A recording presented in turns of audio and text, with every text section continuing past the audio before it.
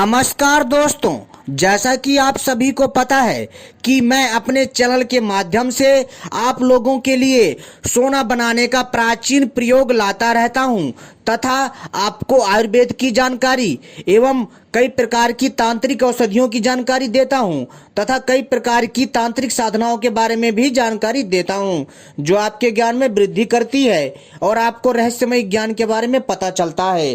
तो दोस्तों, आज का जो हमारा विषय है कि क्या सचमुच सोना बनता है, और अगर सोना बनता है तो अब तक लोगों ने क्यों नहीं बना लिया। और तो और बहुत सारे ऐसे लोग हैं जो हम पर सवाल करते हैं कि ऐसा कुछ नहीं होता है, मैं लोगों को पागल बनाता हूँ, सोना नहीं बनता है औषधियों के माध्यम से तथा धातुओं के मिश्रण से। तो दोस्तों, ऐसा है, मैं उन लोगों को कहना चाहता हूँ कि आप लोगों में अगर थोड़ी सी भी अगर अकल है तो दोस्तों, जो प्राचीन दिव्य एवं जो अद्भुत सोना बनाने के प्राचीन ग्रंथ हैं उनका अध्ययन करिए, तब आपको पता चलेगा इस ज्ञान के बारे में।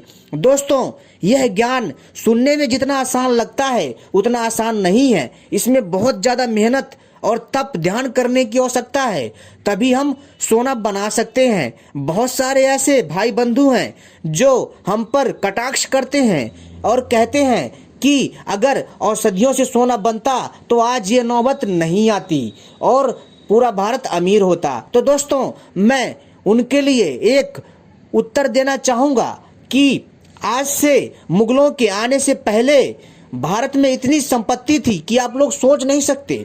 भारत में सोने के सिक्के तराजुओं में तौला जाता था। जी हाँ दोस्तों, क्या आप लोगों ने सोचा है कि उस काल में बिना खान के इतना सारा सोना कहाँ से आता था। उस टाइम पर इतनी ज़्यादा सोने की खाने हम लोग नहीं खोजते थे, लेकिन फिर भी क्या आप लोगों ने सोचा है कि इतना सारा सोना कहाँ से आता था।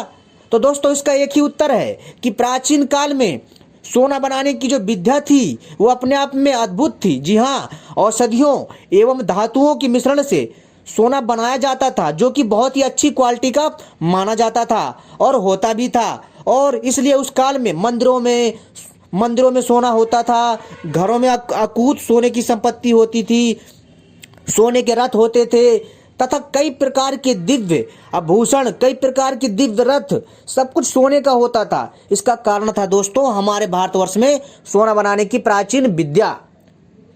और तो और दोस्तों, धीरे धीरे समय के अनुसार इस विद्या का लोप होने लग गया और इस विद्या को जो है गुप्त रखा गया ताकि इस विद्या का गलत प्रयोग ना हो सके। लेकिन दोस्तों, धीरे धीरे इस विद्या के जो गुप्त जानकार थे वो भी लुप्त होते गए, क्योंकि दोस्तों ऐसा कोई नहीं बचा जो कि उनसे ऐसी विद्या को ग्रहण कर पाता। लेकिन जिन लोगों ने इस विद्या को कैसे भी करके जीवित रखा वो आज भी कहीं ना कहीं किसी न किसी दस्तावेज में, किसी न किसी लिपि में, किसी न किसी ग्रंथ में अभी भी वो जो है लिपिबद्ध रखा हुआ है, जो कि मैं आपके सामने प्रकाशमान कर रहा हूं, जो कि आपके ज्ञान में वृद्धि करेगा। दोस्तों, क्या आपको पता है कि प्राचीन काल में जो सोना बनाने की जो विद्या थी अपने आप में अद्भुत थी, जो कि जब आप अध्ययन करेंगे तभी आपको पता चलेगा। तो मैं आपसे चाहूँगा कि जिन लोगों को मेरी बातें झूठी लगती हैं, जिन लोगों को लगता है कि मैं वीडियो फेक बनाता हूं, जिन लोगों को लगता है कि मैं गलत जानकारी देता हूं, वो लोग सिर्फ एक बार सोना बनाने की पुस्तक जिसका नाम है स्वर्ण तंत्र नामक पुस्तक तथा रत्नाकर पुस्तक, दोस्तों जो ऐसी पुस्तकें हैं इनका अध्ययन कर ले। दोस्तों, यह आपको इंटरनेट पर भी मिल जाएंगी। आप चाहें तो किसी जहां पर धार्मिक पुस्तकें मिलती हैं वहां से भी आप पुस्तकें खरीद सकते हैं। आप जो है दोस्तों इन पुस्तकों का अध्ययन करिए, तब आपको पता चलेगा। पहली पुस्तक स्वर्ण तंत्र नामक पुस्तक है और जो दूसरी है दोस्तों वो रस रत्नाकर है, ये दूसरी पुस्तक है। और दोस्तों तीसरी जो है नागार्जुन जी की पुस्तक है रसायन शास्त्र, उसमें भी आपको सोना बनाने के कई दिव्य और हैरत अंगेज रहस्य मिलेंगे, जिसको आप पढ़ करके हैरान रह जाओगे। तब दोस्तों आपको भरोसा होगा। लेकिन अगर फिर भी सबूत देने के बावजूद भी, अगर आप लोग प्रमाण देने के बावजूद भी आप लोग विश्वास नहीं करते, तो दोस्तों इसमें मेरी कोई कमी नहीं है, आपकी ही कोई ना कोई कमी है। तो दोस्तों इस चीज का ध्यान रखिए, क्योंकि दोस्तों जिसकी जितनी बुद्धि होती है वो उतना ही सोच सकता है, और जिसकी बुद्धि दिव्य होती है वो जो है आम लोगों से एडवांस सोचता है। तो दोस्तों इस चीज को आपको समझने की आवश्यकता है। मैं जो भी ज्ञान आपके लिए लाता हूं वह अपने आप में बहुत अद्भुत होता है। दोस्तों आपको तो पता ही होगा कि YouTube पर ऐसी रहस्यमयी जानकारियां बहुत कम मिलती हैं, लेकिन दोस्तों इसमें भी हम आपके लिए इतनी मेहनत करके ऐसी रहस्यमयी जानकारियां लाते हैं।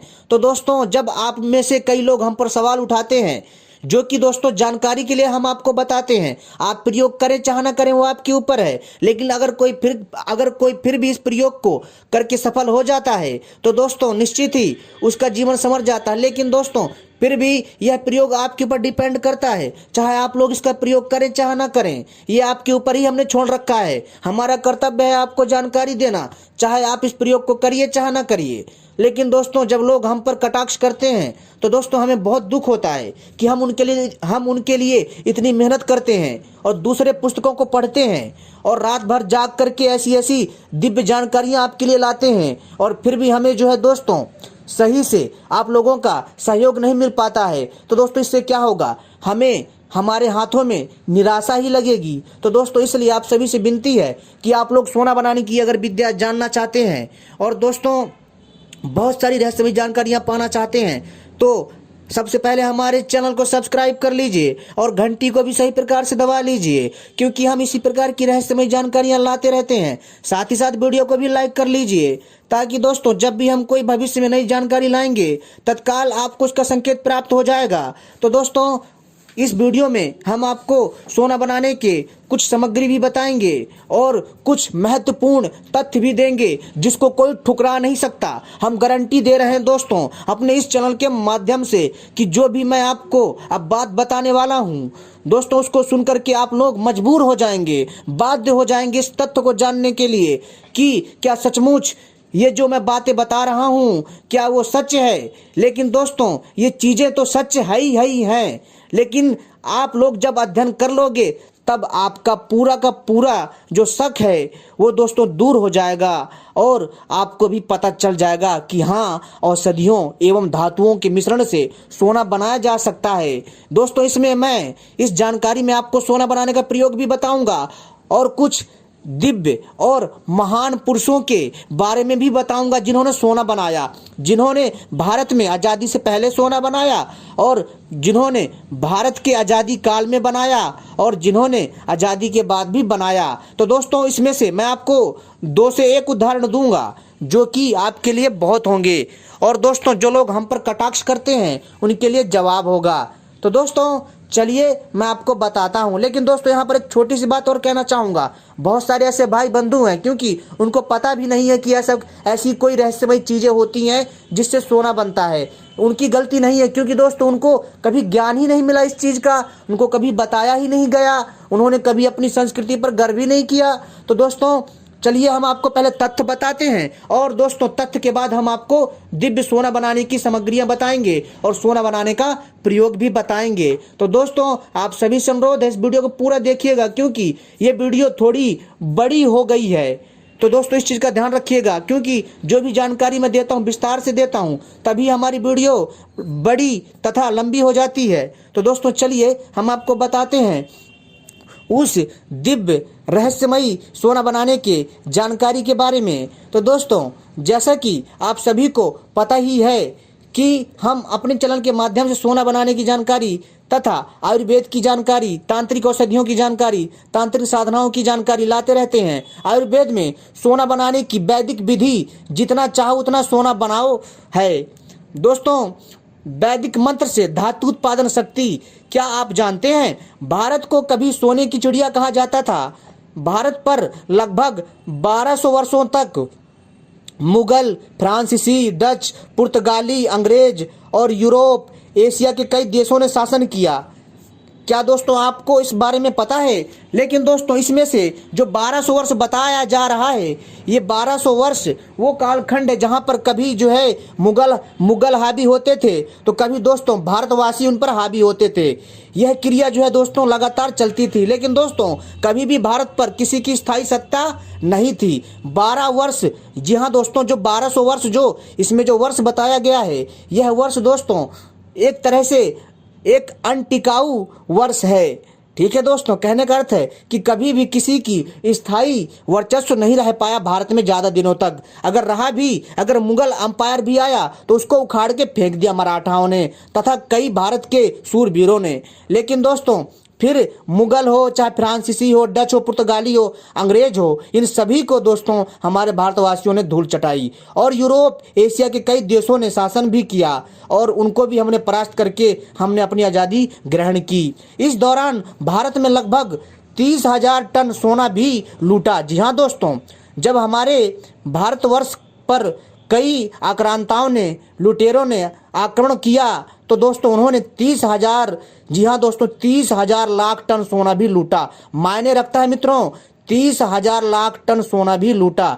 यदि यह कहा जाए कि आज जितना पूरे दुनिया में सोना आधारित समृद्धि दिखाई दे रही है वह भारत से लूटे हुए सोने पर ही टिकी हुई है तो गलत ना होगा।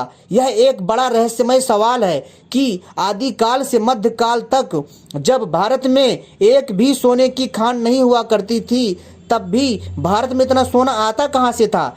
सबसे रहस्यमय प्रश्न यह है कि आखिर भारत में इतना स्वर्ण आया कहां से।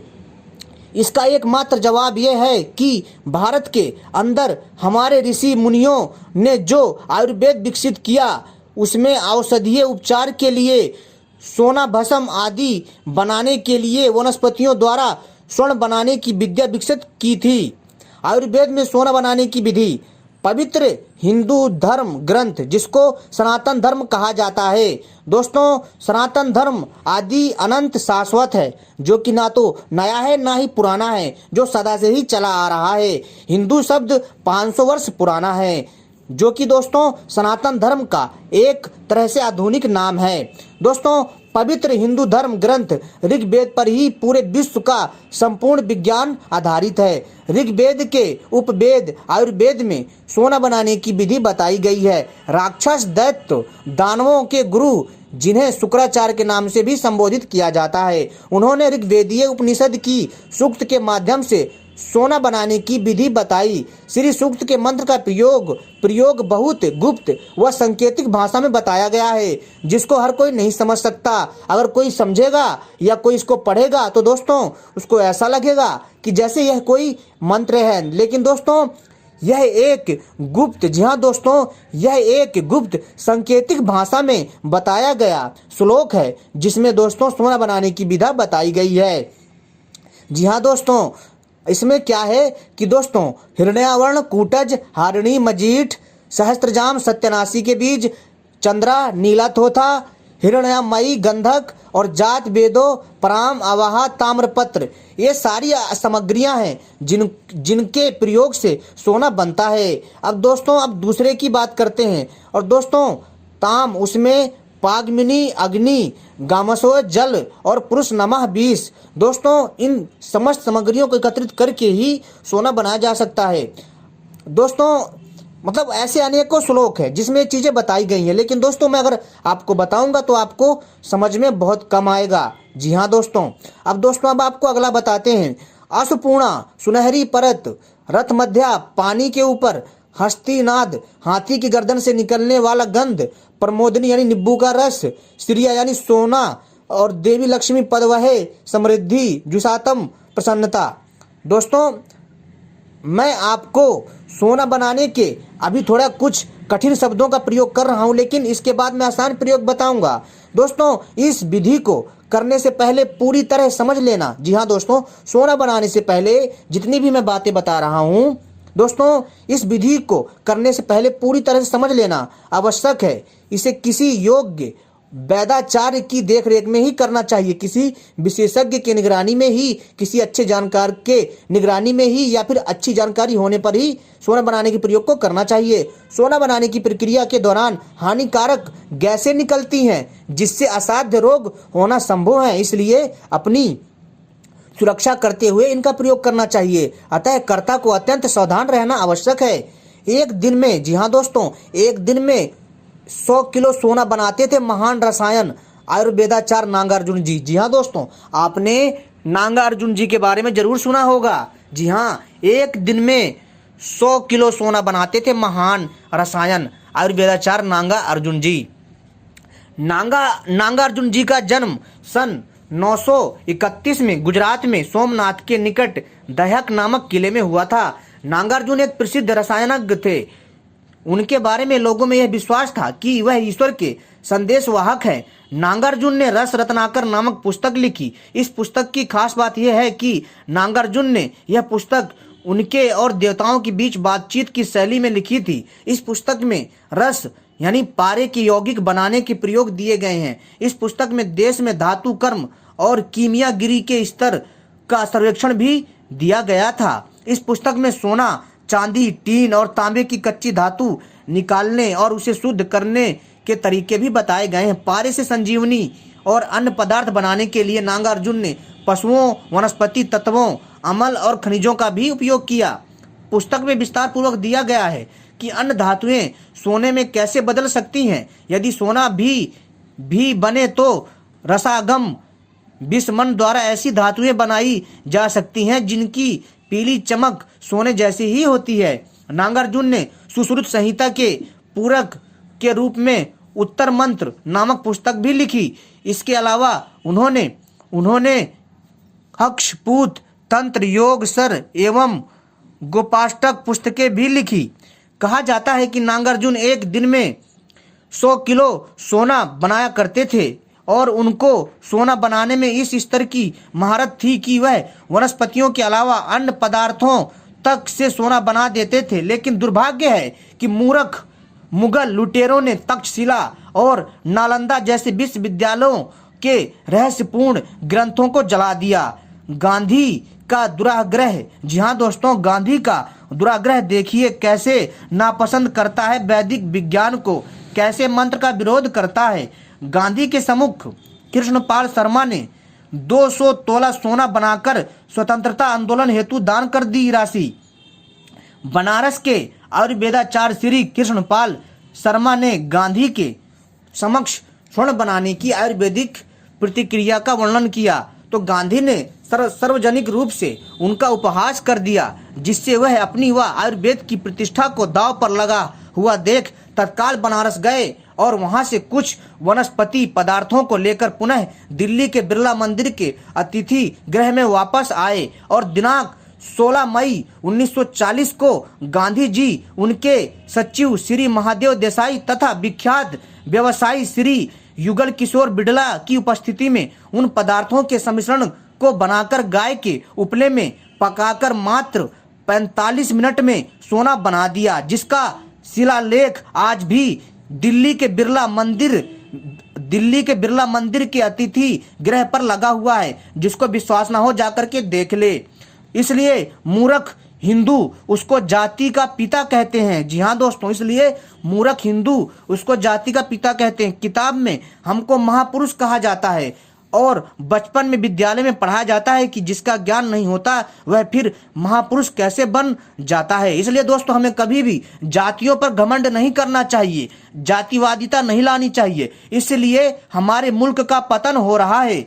इसी तरह 6 नवंबर 1983 के हिंदुस्तान समाचार पत्र के अनुसार सन 1942 ईस्वी में श्री कृष्णपाल शर्मा ने ऋषिकेश में मात्र 45 मिनट में पारा से 200, जी हाँ दोस्तों 1942 ईस्वी में श्री कृष्णपाल शर्मा ने ऋषिकेश में मात्र 45 मिनट में पारे से 200 तोला सोने का निर्माण करके सबको आश्चर्य में डाल दिया, हैरान कर दिया। और उस समय वह सोना 75,000 रुपए में बिका, जो धनराशि स्वतंत्रता आंदोलन के लिए दान कर दी गई। तो दोस्तों, इससे बड़े उदाहरण क्या होंगे। अगर फिर भी किसी को विश्वास नहीं होता है कि सोना औषधियों के माध्यम से नहीं बनता है तो दोस्तों मैं उनको नहीं समझा सकता। लेकिन औषधियों के माध्यम से सोना बनाना इतना आसान भी नहीं है। इसके लिए आपको संपूर्ण औषधियों की, दिव्य औषधियों की जानकारी होनी चाहिए।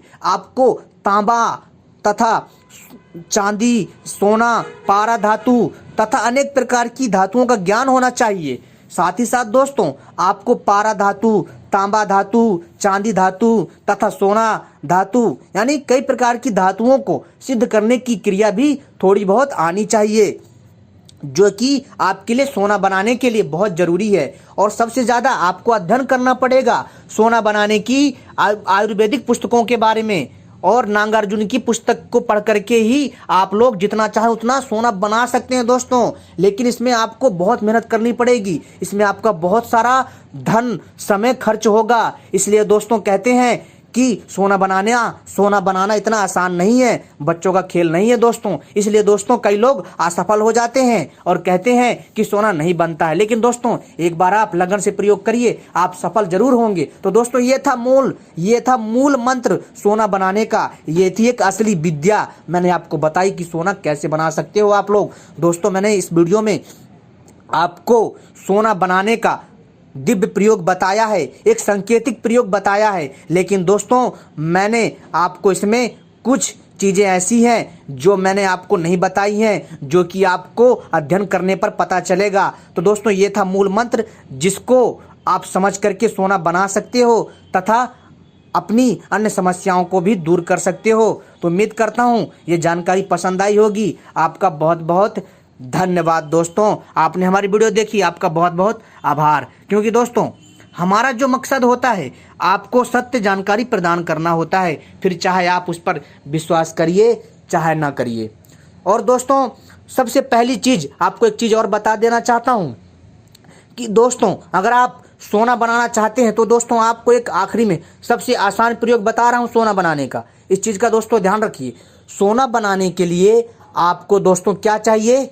आपको दोस्तों पारा धातु चाहिए। जी हाँ, शुद्ध पारा धातु चाहिए। सबसे आसान प्रयोग बता रहा हूं लास्ट में, ठीक है?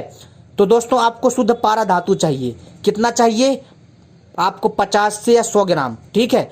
शुद्ध पारा धातु लेना है। और दोस्तों आपको क्या करना है कि इसको तुलसी के रस में घोटना है अच्छे से। और घोटने के बाद दोस्तों इसको दोस्तों आपको क्या करना है कि जब इसकी गोली बन जाए तब दोस्तों आपको क्या करना है कि जो मंदार का पौधा होता है ना, आग का पौधा, जो आग का पौधा होता है, मोटा सा जो उसका जो पेड़ हो आग का या मंदार का, जिसकी जो दोस्तों जो टहनी होती है मोटी हो थोड़ी, तो दोस्तों आपको उसमें छेद करना है। जो आपने 50-50 ग्राम की या 100-100 ग्राम की जो पारे धातु की गोलियां बनाई है, उसको दोस्तों आपको क्या करना है कि मंदार के पेड़ में जो उसका पेड़ होता है छोटा सा, उसमें छेद करके उस इन पारे धातु की गोली को उसमें भर देना है। और दोस्तों और उसको अच्छे से बंद कर देना है किसी लाल कपड़े की सहायता से, मोम चिपका के। और फिर दोस्तों आपको क्या करना है कि दूध से, जी हाँ दोस्तों, दूध से आपको मंदार पौधे को सींचना है।